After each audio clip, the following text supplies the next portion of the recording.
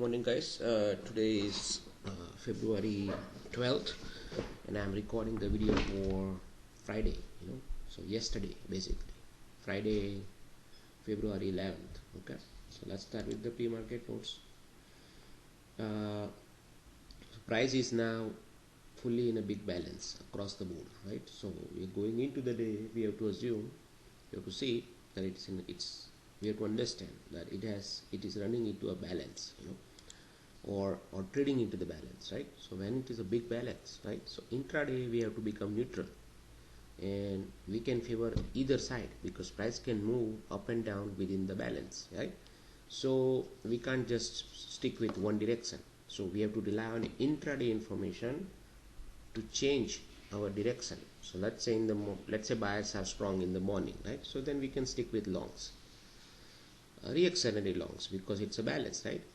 And then if intraday something happens and the control shift from buyer to seller, we have to read it though, right? Then we have to stick with sellers after that point onwards, so that's why I introduce a control shift concept, intraday, especially for the neutral environment. And this control shift is helping us, from last couple of days now, to change the direction intraday, so we don't get trapped to the wrong side. So today also it worked out perfectly well. Yesterday also it worked out, so today after 10:30 or 10:20 we had a control shift to the seller side, so then we just stick with shorts after 10:20 pretty much entire day, no longs, just the shorts. Now in the morning I did not take any longs. I think a couple of guys in the Discord, they took long in ES, which was fine, right? Because at that time for ES buyers were supporting above 96. That was my control. But NQ also, I think it was trading above control at that point, but I choose not to take it because NQ has to go through certain line in sand, because 770 770 was my line in sand, higher up above 727. There were two line in sand, 727 and 770. So I want price to go above both, then I'm open for long, but as long as it is not above 770, I'm not gonna take long in NQ. So I stick with my plan, and once I see a rejection from 770, then I started shorting NQ. At that time the control was shipped already to the seller side. So ideally I want to see sellers holding it below 45.30, right, which they did. So here, based on this statement, you don't even have to look for control shift or anything, right? As long as price is trading below it, sellers have a upper hand, that's a common general sense, and continue downward move. See, 42.45 is the area from where price bounced multiple times. This is 44.42, okay, not 43. So let me change it before you get confused. Okay, so I changed it. Okay, so 42.45 is the area from where price bounced multiple times, right? So that area is important to watch, because if price coming down, this is obvious target, for sellers, first target. And the second was 44.23. Below both areas, sellers will try to take price further down. Now above 45.30, you have to assume buyers are taking control. This is a balance which was broken down yesterday on Friday, right? So now going into Monday, what you want to see is price holding below this area. It is that simple for sellers. You do not want price to go above this area now, for Monday at least, so keep that in mind. NQ 150 is a balance as of now, right? 400, and price is now below 400, so that balance is also broken down, right? So NQ has a sellers now in it. 682 to 727 was my thick support yesterday means on Thursday, and now price is trading below it. So ideally I want to see sellers holding it below. See, that's simple. 770, see, above this area, and 770 buyers will try to take over again. See, remember we just talked about it, that my line in sand was 770, and this, if price goes above both, then I am happy to go long, otherwise I'm not, which I did not. And look at this, it gave you a false breakout of this area of the open, right? And it just trapped all the buyers right above this area. So those who doesn't know about the importance of 770, they might have taken a long right here. and they got trapped.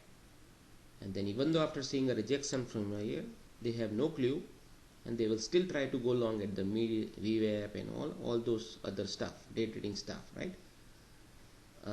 And then they got, you know, screwed basically, right? But then knowing this response, I immediately know that something is off. Sellers could be back in control. The moment it went below it, that was the deal, you know. Then I started shorting, you know. This also held, right? So, and then price came all the way down to this bold level, you know. So this area was, and this 102 was my last line in NQ's chart, which I shared with the folks in Discord, you know. So this was a bold area. So pretty much it held today, you know, on Friday. But then now we'll see. So going into Monday, you want to see what? Not this. You want to see NQ holding below 14,500 roughly, you know, or 14,400. You know, that's it. You know, it's that simple. Russell. Now look at Russell. I'm not gonna discuss a lot about Russell, but line in sand, right? They both active in last 2 days, Thursday and Friday, right? And today is all about what? This, right? This area are important. Sellers have to keep it below. At the end, they kept it below. So now going into Monday, you want to see what? Russell holding it below this. It is that simple for sellers. Dow, I'm not gonna discuss. Crude, Bow 91, buyers fully back in the business, right? And it's going to hit what? 94. See? So whatever the news happened, right, regarding Russia or whatever, where did it came? 94. And then close around it, right? So this is a resistance, right? So you may see price coming down back to somewhere lower, right? And then little bit chop around, and if it goes above 94, then next levels are this, you know, 102 actually, 102, somewhere in between, you know, that it will go. Otherwise 94, it will go down to 89, 88, you know, something. Dream number are very powerful, as I always said in my video, right? Dream numbers are the key, you know, they are very deadly. 664, 595.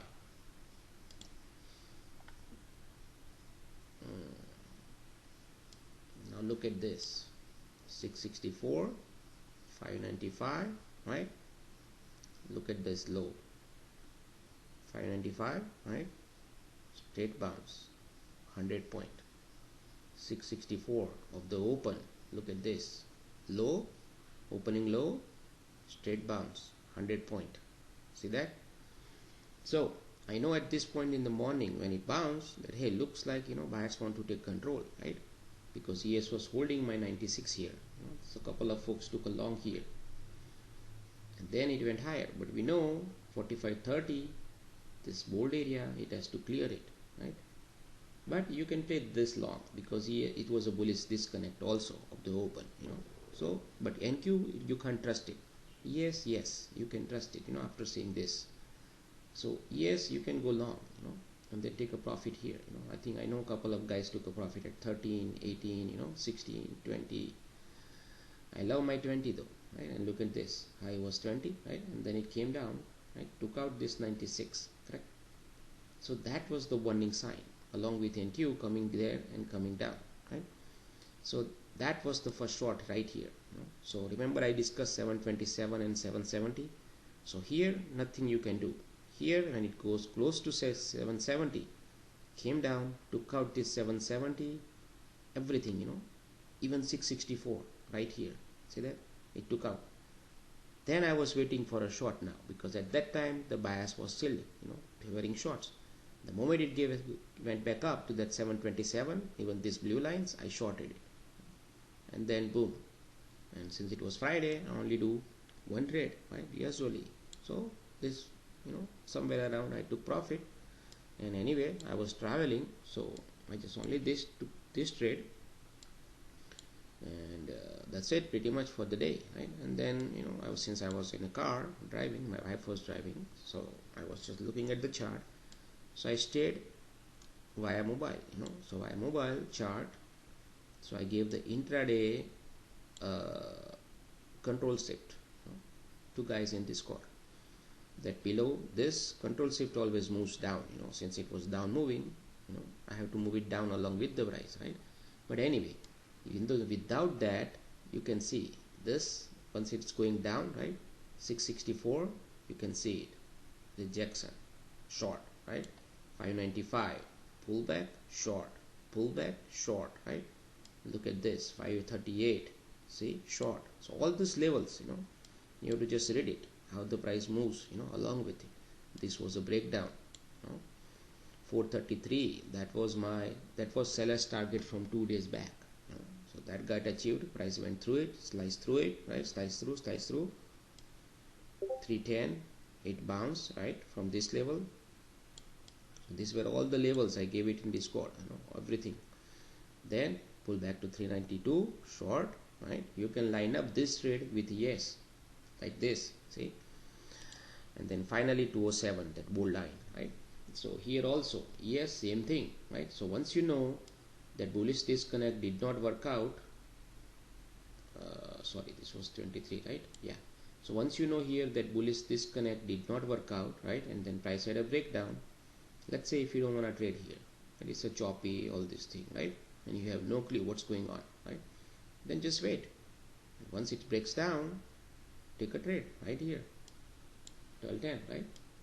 Which is, hold on, and there you go, right here, right? It was also the level, right? 91, 90, 85. So if you are in Discord, right? So for Discord folks already know that 85, 87 buyers could step in from that level, because we discussed in the pre-market that buyers second line for today is 85, 87 and NQ 664, and we had already that scenario laid out in the pre-market, that the price may come down here and then it can bounce. Price may come down at 87, 85 and it can bounce.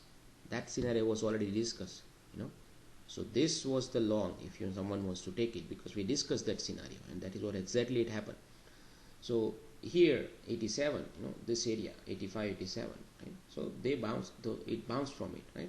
But once you see that here it's took out that area, at that point this area will act as a seller's line. So that's why you take this short here, or even before that. So here you can see it, there was not a single close below 94 or 96 right here, entire morning. And then here this red bar came, sliced through it. That was the sign that now its control shift is going on, but it's just not because of the candle, it's just because of, you have to know the importance of 96 first before open, and then you have to know also importance of 85, 87 before open. And then if you see this, otherwise if you are shooting in the dark, look for candle pattern. There is no candle pattern here, it's just reading with the context in mind, which you had prepared before the open. So now I know that 96 was important, there was no close, right? And then I know 85, 87, there was supposed to be bounce, so it bounced, and despite that bounce, despite bullish disconnect, price comes back down and go below 96, right, and close right around 90s or so, right?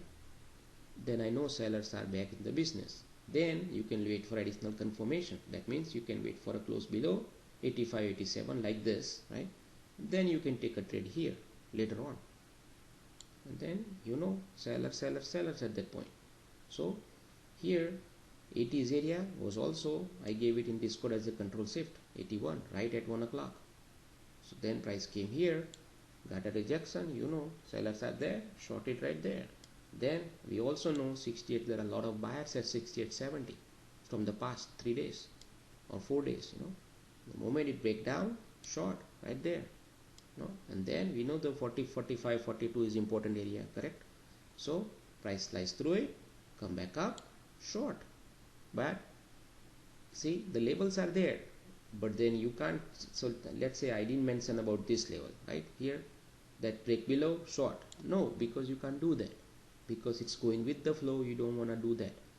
You want to wait for right areas. So we know this area was important, so that's why you take a breakdown. We know this area was important, so technically you can go long, right, because it's a bull support. But intraday control shift is favoring sellers, so you want to step aside.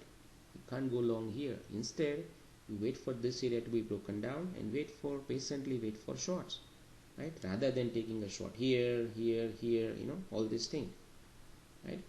So, and then when it pulls back, you take a short. That is a better location in terms of your risk reward, right? More reward, less risk. Same thing NQ. So that be all for today, and I'll see you now on Monday.